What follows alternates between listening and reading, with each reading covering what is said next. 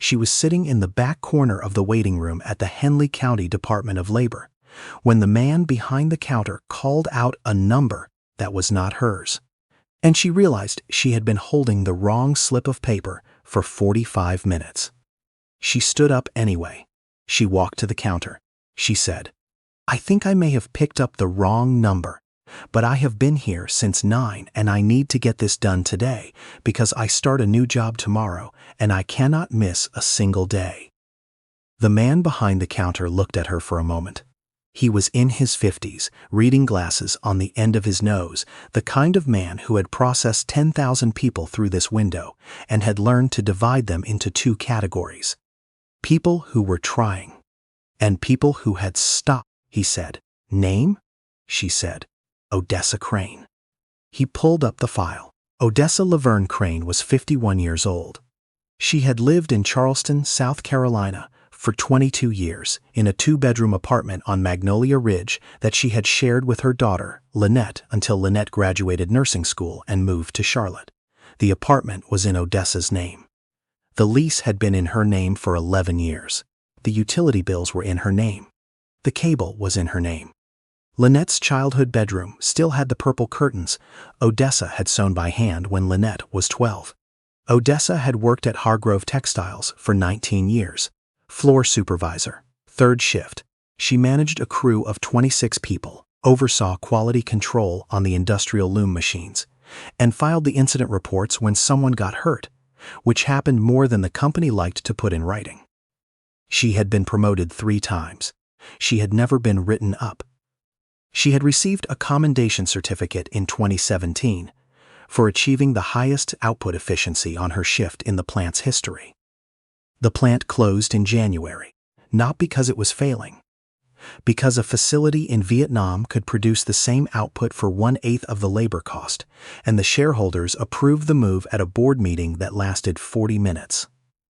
All 26 people on Odessa's crew were let go. She found out on a Thursday afternoon from an HR manager who had been flown in from corporate specifically to deliver the news and fly out the same day. The HR manager had handed each worker a packet: severance terms, COBRA information, a letter of recommendation template that had no names filled in. Odessa had looked at the template. She had read the blank where her name should have been. She had folded it in half and put it in her coat pocket and driven home without speaking to anyone. She applied for 41 jobs in the first 3 months. She heard back from 6. She got interviews at 3. She was offered one position, night shift, at a fulfillment warehouse on the north edge of town, $14.20 an hour, no benefits for the first 90 days. She took it. She started the following Monday. She lasted 6 weeks before the pain in her right knee, an old injury from a machine accident in 2015 that had never fully healed, made it impossible to complete a full shift on the concrete floor. She applied for 33 more jobs after that. The job she was starting tomorrow was at the Meridian Grand Hotel, a downtown property, 4 stars, 72 rooms, a restaurant, a rooftop bar, a conference center that hosted corporate events 3 or 4 times a month. She had been hired as a housekeeper on the morning crew, $12.75 an hour. The supervisor who interviewed her had been kind. She had shaken Odessa's hand and said she was glad to have her. Odessa did not tell the supervisor that she had managed a floor of 26 people for a decade and a half. She did not think it would help. The Meridian Grand sat at the corner of Meeting Street and Calhoun, 6 blocks from the water. It was a converted building, original structure from 1912, renovated 3 times since. The most recent renovation in 2019 that had cost $11 million and added the rooftop bar and the new conference suites on the 4th floor. The lobby had black marble floors and a brass chandelier that had to be lowered on a hydraulic rig every October for cleaning. The doormen wore navy jackets with gold buttons. The valet parkers wore the same. The Meridian was owned by Crane Meridian Holdings. The principal owner and CEO was Warren Elliott Crane, 44 years old, Odessa's son. She had not told him she applied. Warren Crane had not grown up wealthy. He had grown up in the apartment on Magnolia Ridge with the purple curtains and the 3rd shift schedule. and a mother who came home at 6 in the morning smelling like machine oil and made him breakfast before she went to sleep. He had grown up watching her count grocery money on the kitchen table on Sunday nights, moving the bills from one pile to another the way a card player moves the cards you are given rather than the ones you want. He had left Charleston at 18 on a partial scholarship to the University of Georgia. He had worked 3 jobs while he was there. He graduated in 3.5 years. He went directly into commercial real estate, first as a leasing agent, then as an acquisitions analyst, then as a junior partner at a firm in Atlanta that specialized in hospitality properties. He had made his first significant deal at 31. He had built Crane Meridian Holdings from a 2-property portfolio to 11 properties across 4 states by the time he was 40. The Meridian Grand in Charleston was his first acquisition, his home city property. He had bought it at 36 and renovated it himself, meaning he had been on site 3 days a week for 14 months overseeing the work. He had not called his mother during those 14 months as often as he should have. This was not new. Warren called on birthdays and holidays, and when something large happened, a deal closed, a property sold, a feature in a trade publication. Odessa called on Tuesdays at 6:47 in the evening, which was when she had always called, because Tuesday was the one weeknight she had always had free when Warren was in school, and the habit had never left her body. Warren answered when he could. When he could not, he returned the call within a few days, usually. In the last 14 months, he had returned 2 of those calls. Not because he did not love her, not because anything had gone wrong between them. Because Warren Crane had become the kind of person who moved through the world so fast that the people standing still looked blurry. Odessa understood this. She had watched it happen slowly and from a distance, the way you watch weather change on the horizon. She understood it the way a woman understands when the child she raised no longer needs her hands, only the knowledge that her hands exist somewhere in the world. She was not angry. She was lonely in a specific way that only a person who has dedicated 30 years to somebody else can be lonely when that person is gone and thriving and does not know enough to look back. She had thought about calling him when the plant closed. She had picked up the phone twice. Both times she put it back down. Warren would have offered money immediately. He would have said, "Move into one of my properties. I have a unit in Savannah that is empty. I will take care of it."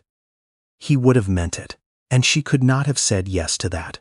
Not because of pride, exactly, because saying yes would have meant disappearing into his life rather than living in her own, and she was not ready to disappear. She had been a woman with a job and a floor, and 26 people who reported to her for 19 years. She was not ready to be a woman who lived in her son's building and waited for him to call.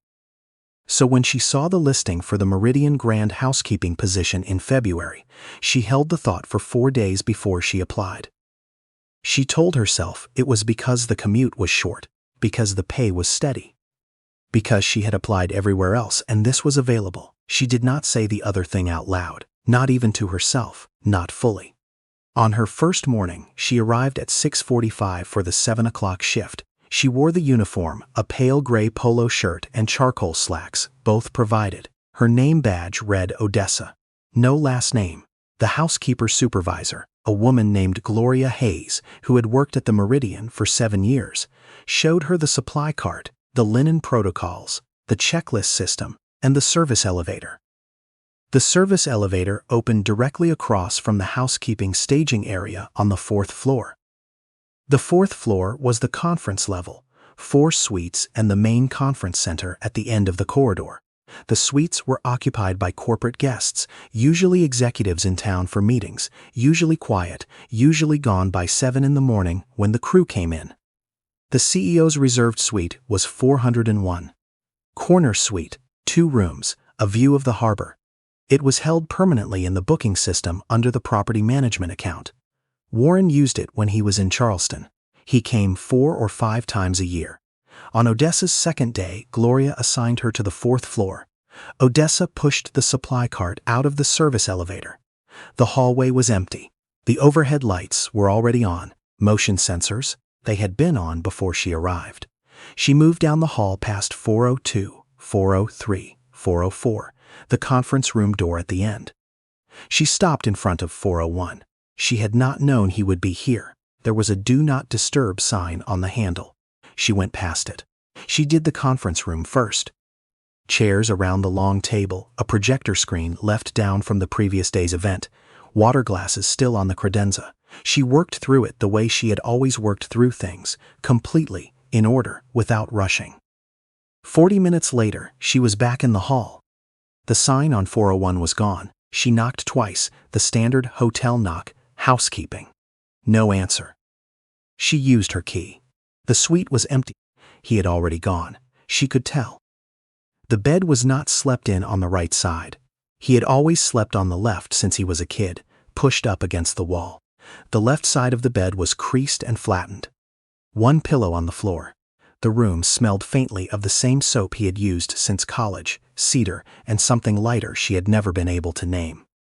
On the desks near the window, a yellow legal pad, 3 columns of handwritten numbers. His handwriting. She had known that handwriting since it was a 7-year-old's pencil letters on a spelling test she had taped to the refrigerator. She cleaned the room the way she cleaned everything. The desk wiped, the bathroom tiles scrubbed, the bedding stripped and replaced, the pillow from the floor folded with the others. The yellow legal pad she moved carefully to the corner of the desk, not removing it, leaving it exactly where it had been, just clearing the space around it. She stood at the window for a moment before she left. The harbor was gray and wide and still. Charleston in the morning before the heat came. She picked up her cart. She closed the door behind her. It became what Tuesdays had always been, a rhythm. Warren came to the Meridian 4 times between February and May. He stayed in 401. He left early every morning. He always left the legal pad on the desk. Different numbers each time, different columns, but the same handwriting, the same slight angle on the 7s, the same way his 4s were open at the top. Odessa cleaned the room each time. She was not assigned to 401 specifically. The 4th floor rotated among the morning crew, but she had learned that Gloria made assignments the morning of based on who arrived first and which rooms were flagged as occupied. Odessa began arriving at 6:30 instead of 6:45. She was always first.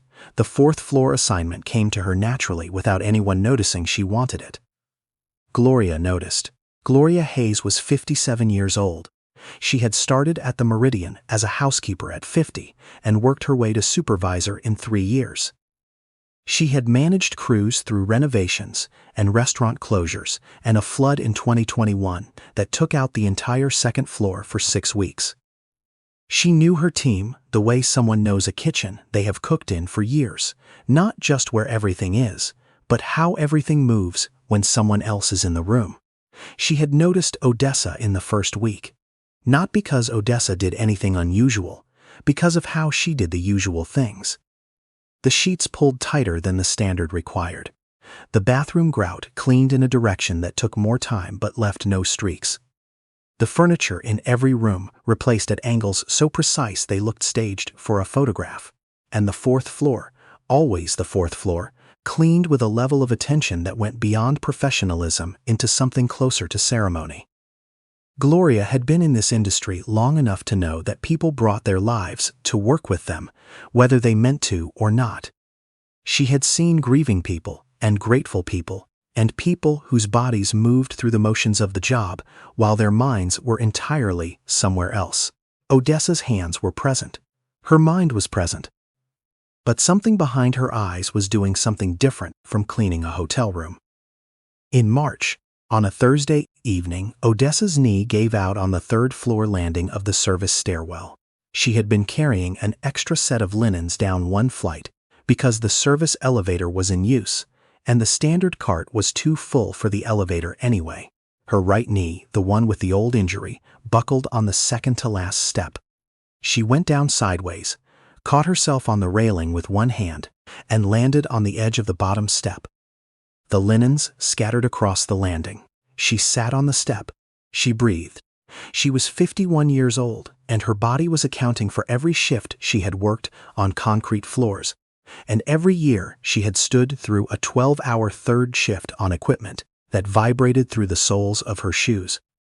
Commercial housekeeping and janitorial work have among the highest rates of musculoskeletal injury of any service occupation in the United States.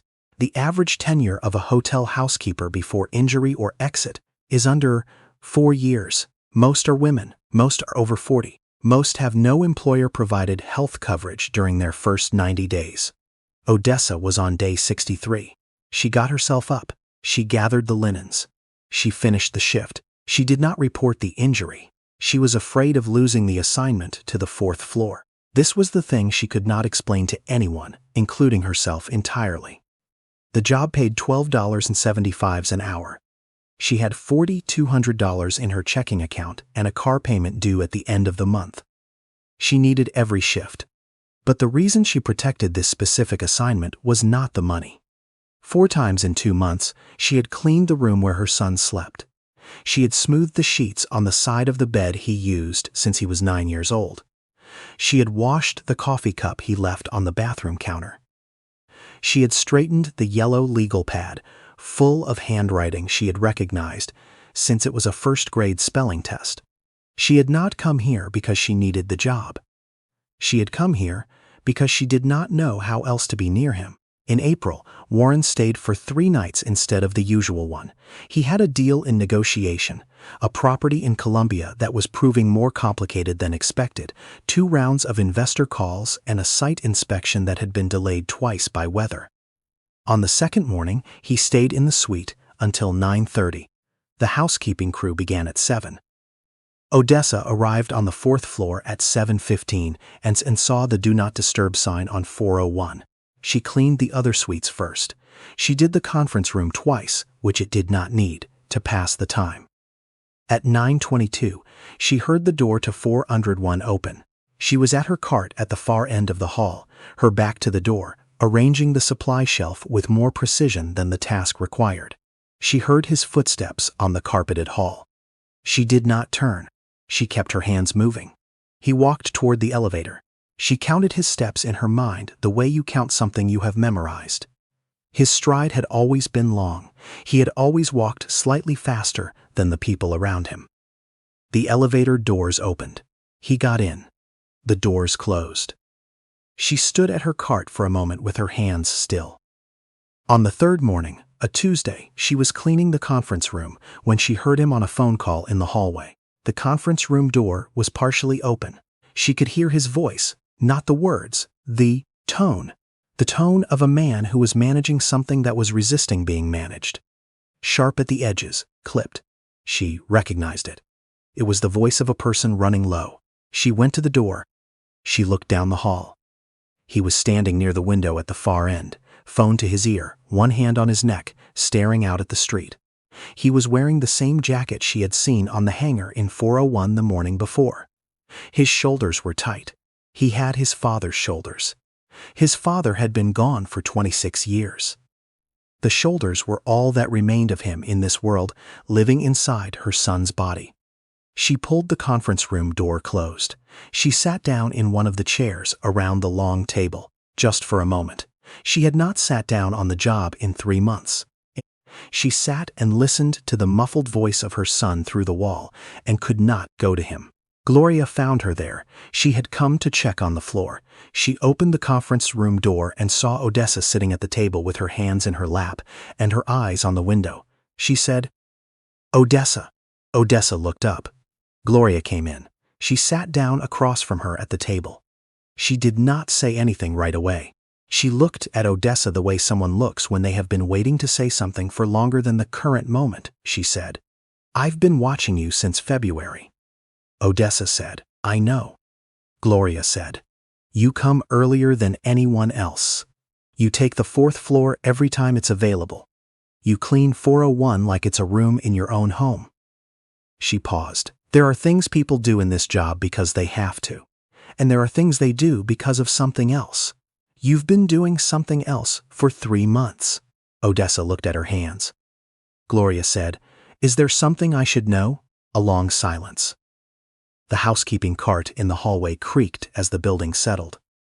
Somewhere below them, the hotel restaurant was opening for breakfast service, the sound of silverware. Odessa said, "The man who stays in 401. Gloria waited. Odessa said, "He is my son." Gloria did not move. She sat very still. The way a person goes still when the sentence they have just heard is rearranging every assumption that preceded it. She said, "Warren Crane." Odessa said, "Yes." Gloria said, "Does he know you work here?" Odessa said, "No."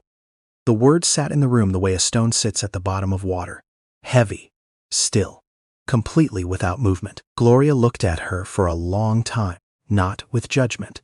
With the look of a woman who had spent 7 years in this building, watching people come and go, watching guests check in and check out, watching staff arrive and leave, watching the whole machinery of hospitality, which is, at its core, the business of making people comfortable in places that are not their homes.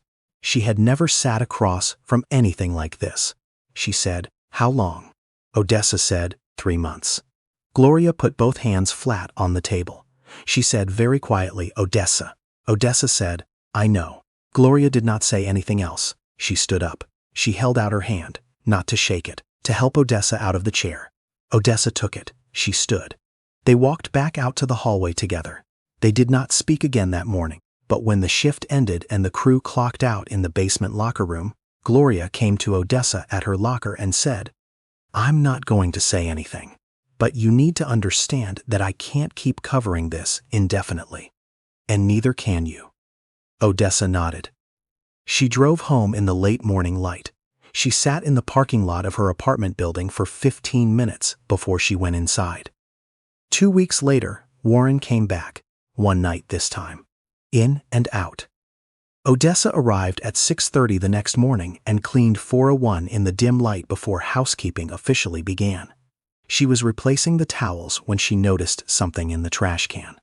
A crumpled receipt from the hotel restaurant, a dinner charge, and below it a folded piece of notepaper. She smoothed it open. His handwriting. A list of phone numbers with names beside them. At the bottom of the list, below the business contacts, underlined twice in a way that looked less deliberate than the rest. Mom, 2647. She read it 3 times. She folded it back exactly as it had been. She placed it in the trash. She finished the room. She wheeled the cart to the elevator and waited.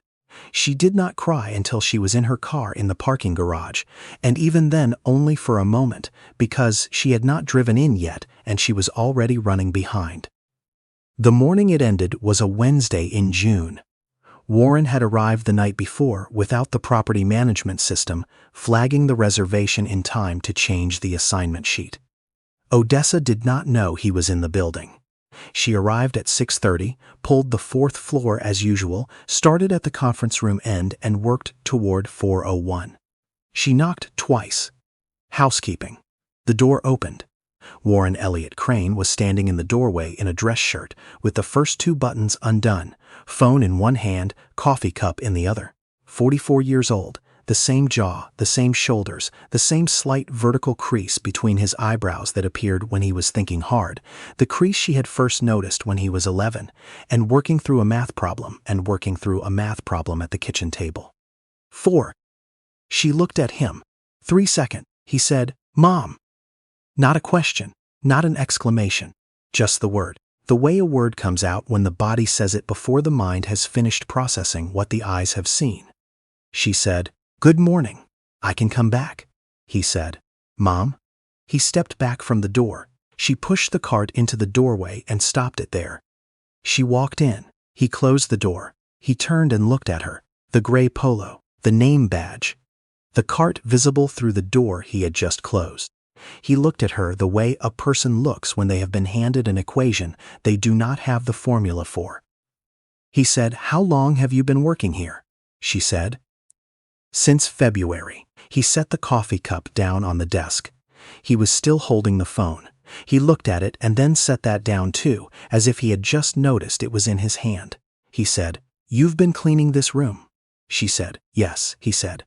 Every time I've been here, she said. Most times, the room was quiet. The harbor through the window was silver in the June morning light. A container ship was moving slowly toward the port, low in the water, full. Warren said, Mom, you have a home. You have savings. I set up an account. Odessa said, I know what you set up. He stopped. She said, the account is there, every month. I know. He said, then why? She looked at him. She had been waiting for this question for 4 months, and she had still not decided how much of the answer to give him. She said the first part.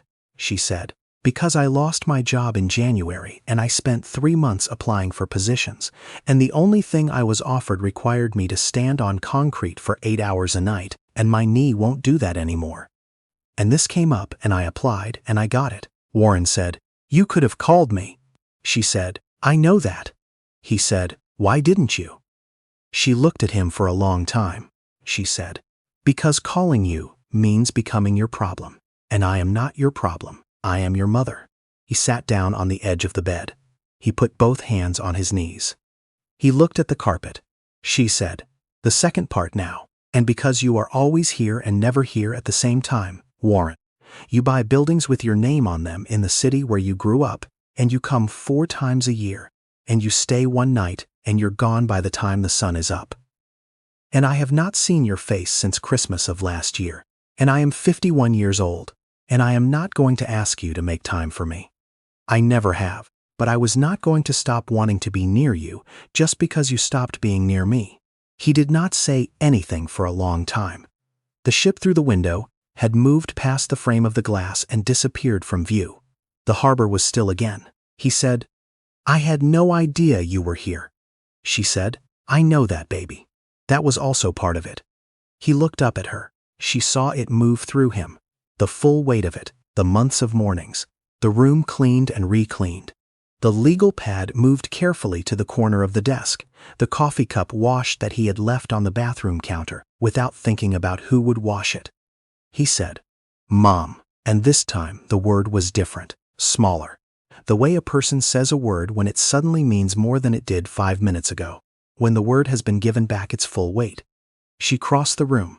She put her hand on the side of his face, the way she had when he was 12 and crying after a loss and did not want anyone to see. He leaned into it the way he had then. He said, I'm sorry I haven't called. She said, Tuesdays at 6:47. I'll pick up. He stood up. He put his arms around her. She was smaller than she had been when he was young, or maybe he had simply not stood this close in long enough to remember the exact measurement of her, sut. She said against his shoulder, Now let me do the bathroom before I fall behind schedule. He laughed. It was the laugh she had kept as a wallpaper on her phone for 11 months because she had not heard the real version of it in longer than that. She finished the room. He sat at the desk and made his calls. They were in the same space for 90 minutes without either of them needing it to be more than that. The bathroom tiles were clean. The linens were fresh. The legal pad was in the corner where it belonged. When she left with the cart, she paused in the doorway. She said, Dinner Sunday, I'll make the cornbread. He said, Yes, ma'am. She pulled the door closed behind her. In July, Warren Crane restructured the employment terms for all housekeeping staff at Crane Meridian Properties. Health coverage effective from the first day of employment, not the 91st. A paid 6-leave policy that matched the standard he offered his corporate office employees. A wage floor of $16.50 per hour across all 14 properties, retroactive to the first of the month. He called it a baseline, not a gift. He said so in the internal announcement. He said the people who maintained his properties were the reason those properties held their value, and the employment terms should reflect that. Odessa retired from the Meridian Grand in August. She did not make an announcement. She finished her last shift on a Thursday, returned her uniform to the supply room, said goodbye to Gloria, and drove home. Her name badge, the one that read Odessa with no last name, was in the breast pocket of the gray polo. She had forgotten to leave it in the supply room. She found it in the laundry 3 days later and set it on her kitchen windowsill, where it caught the afternoon light and stayed. Gloria Hayes was promoted to Regional Housekeeping Director for the Southeast portfolio. 11 properties, a title and a salary she had been doing the work of for years without either. She accepted without theatrics. She called her sister in Memphis and told her, and her sister said it was about time, and Gloria said yes it was. There are more than 1.5 million hotel and lodging housekeepers employed in the United States. The median wage is $16 an hour. Most have no sick leave. Most have no health insurance in the first 3 to 6 months of employment. Most clean rooms occupied by people who have no awareness of who cleans them or what it costs a body to do so night after night. They work before you arrive and after you leave. They are the reason the room is what it is when you walk into it. The clean glass, the tight sheet, the folded edge of the toilet paper that somebody thought to do. You have probably never thought about who did it. Odessa Crane had done it. For 6 months in a hotel with her son's name on the awning. She had needed the work in February. That part was true. But what she had needed more was what the work gave her. A reason to push a cart down a hallway and be, for 90 minutes 4 times a season, in the same building as the person she had raised, not seen by him, not spoken to, just near. The way you are near a fire not to touch it, but because the warmth is something the body knows how to receive even when the hands stay in your pockets. She had not needed him to know she was there. She had just needed to be there. Every Sunday since August, dinner is at 6. Cornbread and whatever else she feels like making. He is there by 6:30 most times, 6:45 the rest. He has missed twice, both times with a call the day before, both times rescheduled. She sets the table with 2 plates. She keeps the food warm. The porch light is on before he arrives. It has always been on.